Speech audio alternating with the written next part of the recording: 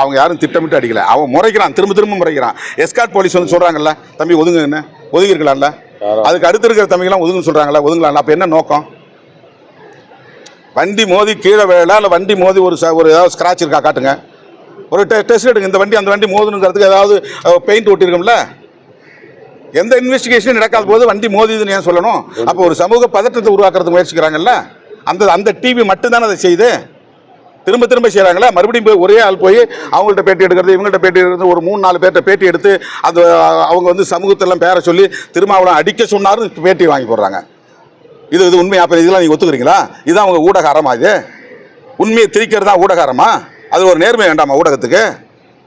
One side எடுத்து செய்வாங்க, அவதூறு பரப்புவாங்க, வதந்தியை பரப்புவாங்க, சமூக பதற்றத்தை பரப்புவாங்க.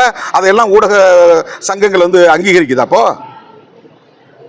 நான் ஊடகவியலாளர் பக்கம் நிற்கிறவன் தான். ஊடகவியலாளருக்காக எத்தனை முறை நான் போய் களத்தில் நின்றுக்கிறேன். நான் என்றைக்கு நிற்பேன், இன்னைக்கு நிற்பேன், நாளைக்கு நிற்பேன். அது ஆனால் ஒன் சைடு எடுத்து வேலை செய்யக்கூடிய ஊடகங்களை நீங்கள் எப்படி வந்து அங்கீகரிக்கிறீங்க? பைக்கு மோதி இருக்கிறதுக்கு நீ ஆதாரம் காட்டுங்க. மற்ற சங்கங்கள்லாம் இன்னைக்கு என்ன கண்டிச்சிருக்காங்கல்ல, அந்த சங்கங்கள் எடுத்து இந்த ஃபுட்டேஜ் இருந்தால் எடுத்து காட்டுங்க. உன் கார் வந்து அதில் மோதிச்சு, அதனால தான் அந்த செய்தியை போட்டாங்கன்னு காட்டுங்க. நீங்கள் என்ன சொன்னாலும் நான் கேட்டுக்கிறேன். பொது இடத்துல நான் மன்னிப்பு கேட்குறேன்.